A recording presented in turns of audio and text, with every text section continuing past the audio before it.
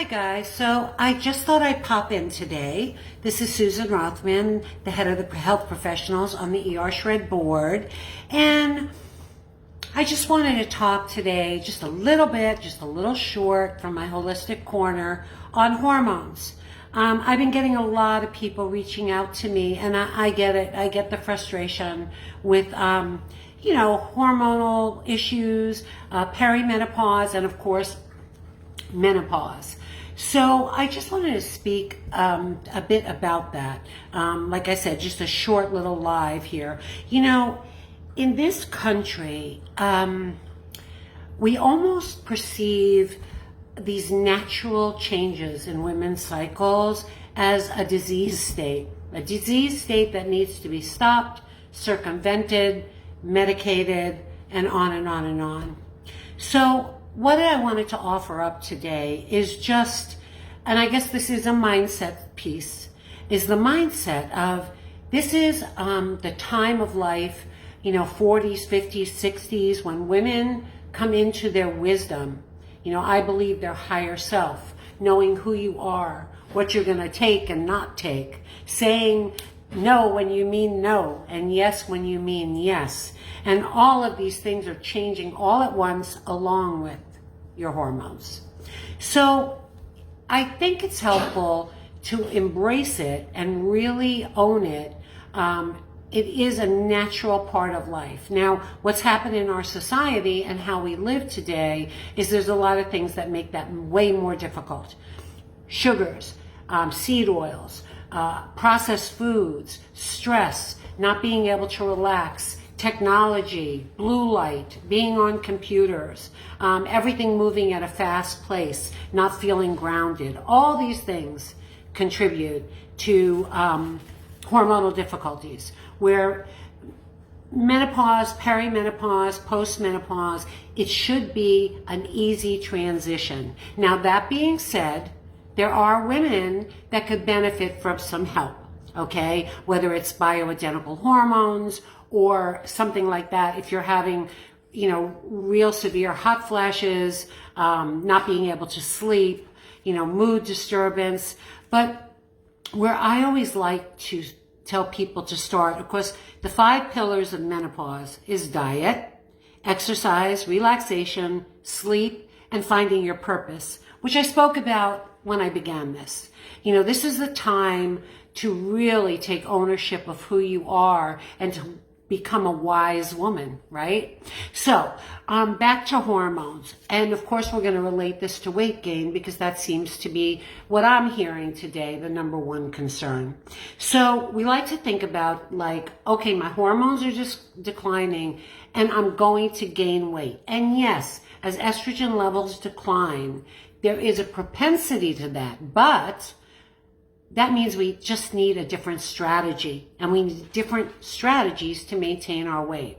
So they tell us eat less, right? But there's more to the story. So most of the women I speak to, they have cut their calories, but they haven't increased their protein. They're not fueling their metabolism. And so it's like this ongoing cycle. So we know that by pacing protein, increasing our protein, that is especially important as hormones are shifting, okay? So we talk about exercise. Move your body every day. Very important at this time of life. So if you're doing everything right, it should make an impact if you're having issues. Learn to relax. Try your best to get good quality sleep. Do things that you love. Find something that you love and spend time in that every day. It could be walking your dog. It could be anything. It could be out in nature. So I just wanted to speak to the mindset like that menopause is some kind of disease and oh my God. And it really permeates our society. But if we can embrace this as a natural part of life and then do everything we know to do, and of course there are supplements on the market. That's what I used initially, and I sailed right through. Didn't really gain weight, maybe a few pounds, but I was able to just make some modifications and take that off. And we're all working on that, right? Adjusting our lifestyles, making modifications. But of course, in this time of life, it's even more important. And carbohydrates and sweets are just not our friends. And that's the truth of it. So that's something to put in the mix too. And then if you're still having overt symptoms, and what I mean by that is hot flashes, night sweats, mood swings, not being able to sleep, then that would be the time where you might seek out some professional help and look into bioidentical hormones. So for me, when I went through my change, I used supplements. I did fine. I changed my diet, you know, and then years later, I had some like dry eyes and things that were annoying. My brain was a little bit foggy. So for a short time, I went on bioidentical hormones, and they really helped me. You know, the shredder lifestyle, what we're doing here is perfect for this time of life. And girls, please, and I hate to leave out the guys. The guys can watch this and then tell your girls, eat your protein, man. I get it. I have this conversation every single day. I have it with myself. I have to be diligent. I have to pay attention. So that's all I wanted to say to you today. You know, a lot of you have reached out to me, and that's absolutely fine. I hope I can help, you know, with tips and tricks.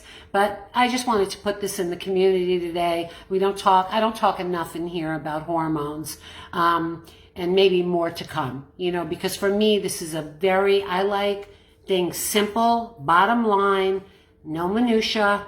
And so this is what I hope I'm communicating today. You know, we take personal responsibility. That's first. And then, do I need hormones? Anyway, peace out, guys. Everyone have a great day.